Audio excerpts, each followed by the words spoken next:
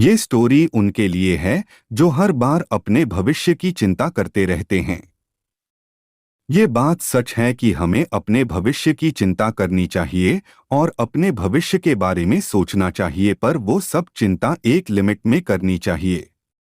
कई बार ऐसा होता है कि लोग अपने भविष्य के बारे में इतना ज्यादा सोचते हैं कि वो लोग अपना आज ही जीना भूल जाते हैं।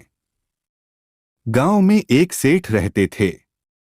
वो अपने गांव के सबसे धनवान व्यक्ति हुआ करते थे।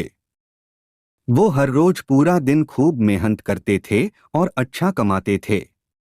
एक दिन उन्होंने अपने मुनीम को बुलाकर अपनी आज तक की कमाई का हिसाब मांगा।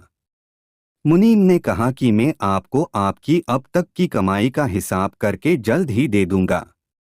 दूसरे ही दिन वो मुनीम सेठ के पास सेठ की आज तक की कमाई का हिसाब लेकर गया। मुनीम ने सेठ को बताया कि जिस तरह से आज खर्च हो रहे हो उस हिसाब से तो आपने इतना कमा लिया है कि अगर आप आज से कमाना छोड़ दे फिर भी आपकी 5 पीढ़ियां आराम से अपना जीवन जी सकती है। ऐसा सुनकर सेठ बहुत ज्यादा खुश हो गए और उनकी खुशी का ठिकाना नहीं रहा। अगर हमें भी ऐसा पता चलता है तो हम भी खुश हो ही जाते हैं, तो फिर ये सेठ क्यों न हो।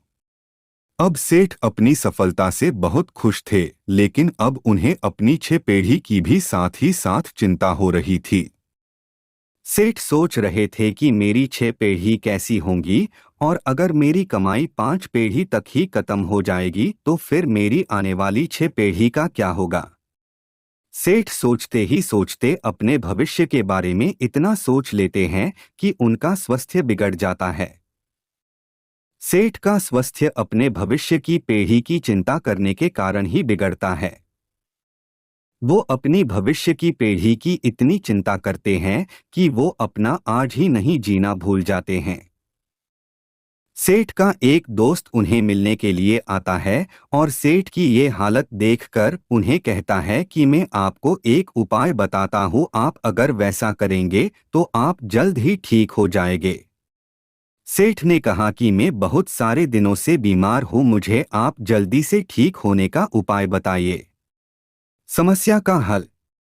दोस्त ने कहा कि आप एक पंडित को अपने घर पर खाने के लिए आमंत्रित कीजिए और हमारे गांव में जिस बच्चों को आसानी से खाना नहीं मिलता है, बच्चों को खाना खिलाइए, आपको जल्द ही अच्छा हो जाएगा।